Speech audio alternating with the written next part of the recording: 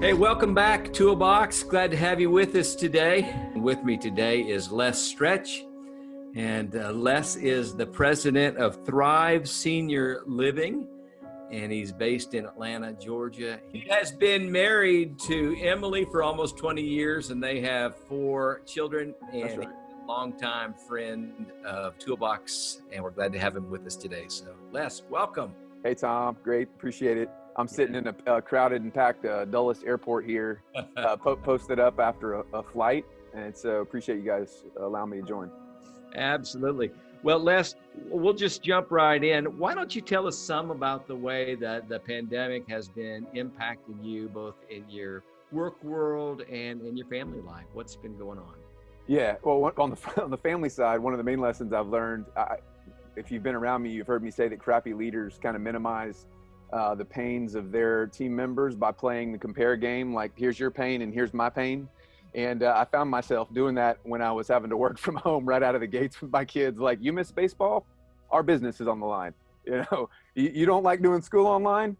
I had a quarter of our workforce call out and not want to come to work because they're afraid they're going to get sick. So, by the way, that doesn't help. That did not calm their fears. So I slapped myself around a little bit, and it's turned into really a powerful season of come closeness for my crew. But we kind of run at home at a pretty fast pace. I've got a 9th grader, a 7th grader, a 4th grader, and a 3rd grader in club sports and travel and all that. So there's been a real incredible joy of having dinner with family more often. And so this last week, as we're looking at, in the weeks ahead and summertime, just re-entry to what new normal would look like. How do we get back to the kids the things that they love, but not miss this?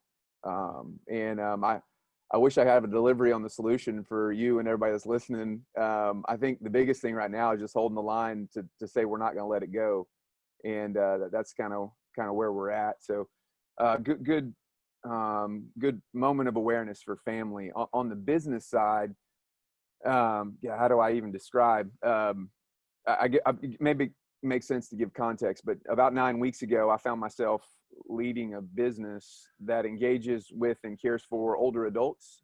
You may call them elderly or senior citizens in 8 states. And the average age of our folks that live with us is about 84 years old. So we have a predatory global pandemic on the loose that targets our exact resident population. So, what everyone saw publicized on the news with stories of nursing homes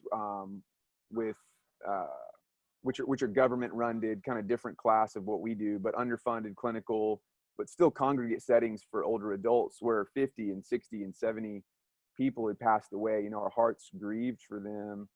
And there was still massive debate on the transmission of the coronavirus, treatment of COVID-19, and a host of other how do you respond to that? I think there was a general rootedness among leaders, but fear was welling up within our team across the country. Fear for their own health, fear for making mistakes, fear that life could be cost on their part, fear for their job. And there's a brief window where people were afraid to show up for work out of fear for their own health. And what's interesting, wages didn't even really move the needle, or even like logic and fear. It was drawing them back to their purpose, about why they signed up to be in this industry in the first place. That was really the rally cry that helped folks recenter.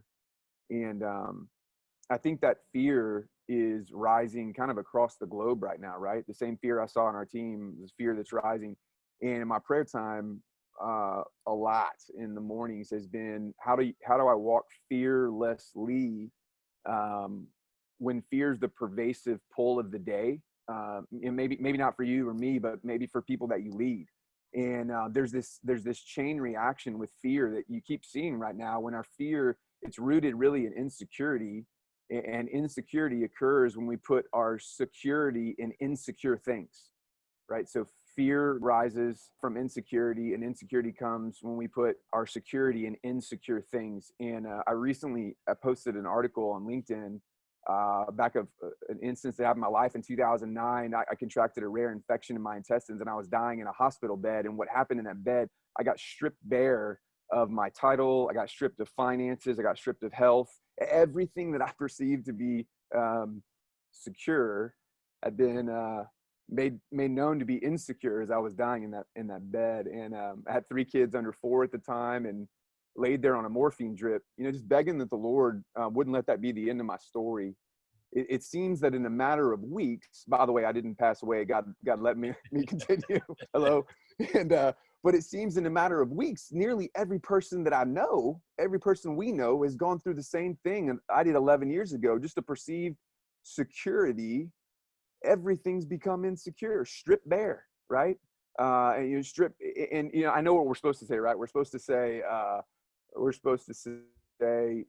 Jesus is where our hope lies and security lies. But my question is, how are we really sleeping right now? As men and women, engaging for Toolbox ministry and business, how are we really sleeping right now? Knowing retirement insecurities now, title insecurities, job loss, best laid bulletproof plans could never go wrong, down the tank, right? And so even strip bare of things that we've always taken for granted, like ability to gather, just ability to hug somebody, right? And one thing I learned in the hospital was to not ask why, but God, you are teaching me something. You allowed this to happen, and what are you teaching me? And Old Testament, there's a wasteland you hit sometimes when you try to read through the Bible at Lamentations and kind of all of that and all the begats. But there's this beautiful picture of the lamenter in Lamentations that say, he points his finger and says, I feel like you're coming after me like a bear. And I think right now more than ever that men and women are praying those kinds of prayers, like, but I want to, and I think we want to worship a God as leaders that if he's big enough for our praise and adoration, he should be big enough for all our pains and anger and frustration to say, Lord, you've stripped me of my job. You've stripped me of my home. You've stripped me of my business. And you've been stripped of all these things, the ability to congregate as a church and a body. And so those are the kind of prayers I think that the Lord is inviting us to pray right now, because he wants us to go deeper in our walk, that it's not just like a Sunday wave thing, that he wants to get just dirty and gritty with it. And that's really, when you say how it's impacted the business, the impact on my business, I've been praying lots of those prayers. But thankfully over the last 10 years, the Lord kind of made me aware it was okay to pray those prayers. That's kind of the high level overview. Well, thank you again for being with us today, guys. Thanks for being tuning in, and we look forward to connecting in person somewhere down the road. But until then, we'll keep doing the best we can through these virtual connections. So thanks so much. God bless.